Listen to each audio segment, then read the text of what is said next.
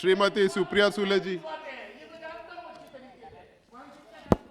Thank you, sir, for giving me this opportunity to speak on the National Institute of Pharmaceutical Education and Research. On a lighter note, in this session, I think the Honorable Health Minister seems to be the flavor of this session, because normally in every session, the Finance Minister is the flavor. She brings bills after bills. This is the first session. I think for the third time in a row, we are discussing something on the Health Department. We discussed the fertility bill, then we discussed COVID, now we are discussing NIPER. So I think it's complimentary that the government seems to be a little serious finally about the health issues, and the Honorable Minister seems to be the flavor of the government right now. This is on the lighter note, and I would actually even like to highlight a point which Mr. Rajdeep Roy brought out. I don't think he's here.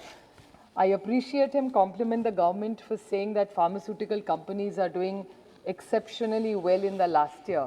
The reason also for them doing is not some policy of the government, but it's because we are going through a pandemic.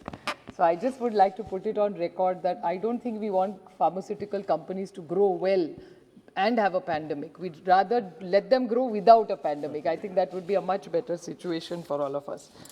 I would like to just ask a few pointed questions to the Honorable Minister, that the standing committee, really what do we have these NIPERs for? Is our goal very clear? Because all my earlier speakers have talked about, and my colleague Krishna, who's also present here, who runs a very successful pharmaceutical college. Now, we are doing a bachelor's program in this, in the NIPER program. What is the goal of having a NIPER? Because a bachelor's program, any pharmaceutical college is doing all over India. So what is the specialized efforts that are going to be there? So the fact that it's a research-oriented institute, do we really need a bachelor's? No harm in having it, but to add it, what big value addition is it going to go? Or are they going to have more flexibility in their education is my first question to you, sir. The other thing is that the standing committee has recommended that the capacity of students is 1185. Now, a lot of research is happening in this country at various levels. Every state has generic medicine, their own traditional medicine, where the Ayush department has also intervened. Some have been even hoax, especially during the pandemic. But is there a chance that the Ayush department and old traditional medicine in every state, could we either have a hub? Because right now we only have 6. Like if you go to the Northeast, I remember there is something called an elephant apple, which the Northeast, a lot of people recommend is very good for diabetes. Then in Maharashtra, we all use turmeric, most of us actually. You're also, Mansukh Bhai is from Gujarat, he'll know that we all use turmeric a lot because it's a very good antiseptic medicine. So a lot of research which is happening there, which is converted into medication. So could every state talk about the specialized medicine? So is there a possibility that we could work with the states to get more research oriented, like the Krishi Vigyan Kendras are in every district? We may not need a visibility of every district in pharmaceutical, but could every state have one? Could that be an opportunity? Because that's a recommendation also given by the standing committee that we must increase the number of seats, more so because of the traditional medicine that is been seen. The other thing is the position of the labs. A lot has been said about the board. I won't get into that. But the labs of all the present NIPER, all the institutes are not as good as they should be. The standing committee has visited, and this is what is reported in the newspapers, that the laboratories all over need desperate upgradation. And I think that's something which, so what is the plan? Because according to the monies that is allotted in the budget for the NIPERs, if I could be correct, I could be stand corrected, but the committee has noted that the department has been allocated 234.34 crores against the 120 crore requirement which is asked for, and 124.42 crores against the proposal of Department of Pharmaceuticals for a budgetary allocation as 1256 crores. So they're asking for 1200 and 1256 when they're actually given only 350, which is nothing for the research that we are looking at.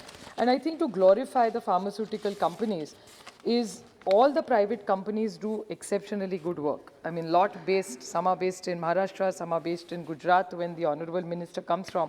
Or even last week we discussed about the Hafkin area where we are also working very closely for the vaccine, and the government of India has been very kind by giving us some money for some Hafkin research. But really, for what we need to do is make serious investments in our laboratories. I think that's what really is required. And I'd like to make two questions I would like to ask the Honorable Minister. Is Hindustan Antibiotics Company in Pune and Bengal Chemical, I won't repeat because Bengal Chemical is a profit-making company. So why are we looking at selling it is my first question, because nobody really sells family silver during the good times. So what is the logic of this strategic disinvestment? And in Hindustan Antibiotics, which has been one of the best companies when penicillin was not made in India, this was the first company to make it. I think that was something Mahatma Gandhi asked for when his wife unfortunately died because she didn't get good medication. So Hindustan Antibiotics is a company which has been bleeding for years. We've been reaching out to the government of India. So what intervention would your government do, and would the Honorable Health Minister talk to the Chemical Fertilizer Mantralaya to see what we can do? Because when they decided to sell this, they were looking to sell land. And not only that, in 2015, when you looked at disinvestment of Hindustan Antibiotics in the newspapers, there was an item that all the good machinery which was lying there was suddenly gone missing. So where did it missing? What's the accountability? I know you were not the minister there, or that doesn't really directly come under your department, but it's clearly under your government. So I think this is something you must seriously look into. Another suggestion which was made by the government and committed, which also comes under this same department, is the commitment made by the government for 4 regional institutes of virology. The Pune-based National Institute of Virology has been a flagship during these most challenging times of the pandemic, and they do need support. And 9 new level 3 biosafety labs were committed.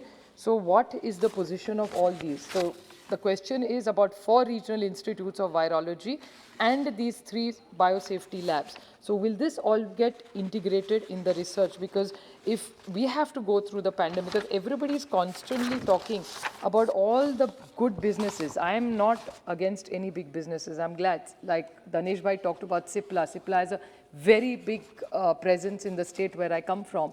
Or even Sun Pharma has substantial, they do wonderful research. And during this pandemic, all these pharmaceutical companies have delivered superior results. But I think the research which government needs to do is completely ignored.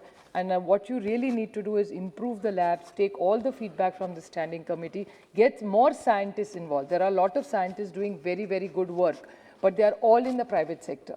So how do we integrate? Look at Amul as one of the finest examples, which is again from your state. So the way Amul has done it in a way, it's completely different model, which is now looking at a commercial model, and it's a great success story. So why can't India become a hub for pharmaceuticals where research is given priority, but it has to be integrated in our education policy? So that is really going to be very critical. And like everybody said, I think even Maharashtra, certainly because of Cipla being there, Sun Pharma, all the major pharma companies are based out of Maharashtra. So why are we left out of not getting a NIPER? So I think our government would be committed. We are happy to share cost with you, but anything about research, we are committed to working with the central government and truly making a difference and betterment to people's lives. Thank you.